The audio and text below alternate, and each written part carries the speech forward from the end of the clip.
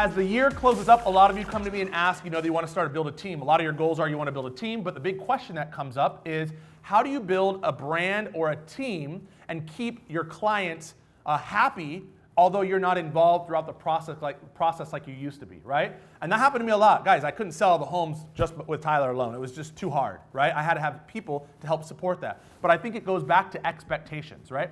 The very first time I met with a buyer or the very first time I met with a seller, here's what happened. I set those expectations.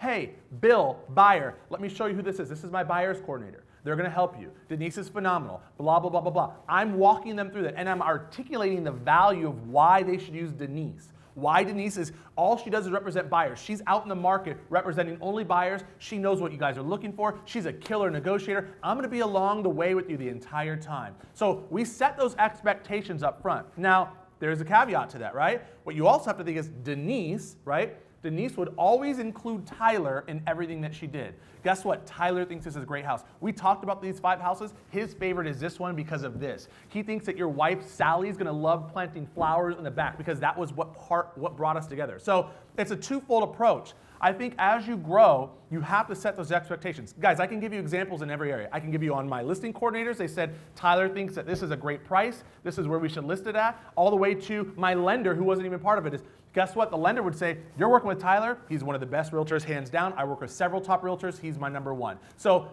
every single person involved in your real estate circle needs to make sure they're dropping your name and they're making sure that you are following along the entire way. Now, you also have to be involved. You got to call that buyer and seller and do check-in calls. How's Denise doing? Is she rocking it? What can I do? What do you think about that house? Oh man, Sally's going to love the flowers. You got to be talking about those things. So I think it starts truly with you setting expectations, number one.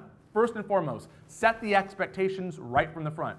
My clients sometimes wanted to deal with me. My own mom wanted to, guys. She wanted to buy a house for me. I had to give her to the buyer's agent because I knew the buyer's agent would do better than I would. That's right. They would because I didn't have time, right? Time is all we have, and as a team leader, that's what I was, I needed time to make sure everyone was executing. When it was just me, I actually had time to do it, but I had goals to do a lot of deals, and I needed the support team. So first and foremost, set the expectation.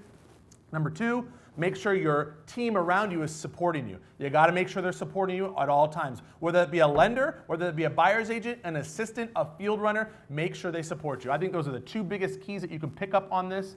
I think that you should make sure your team's always promoting you and you're promoting your team as you grow it. Good luck with your brand. Ciao.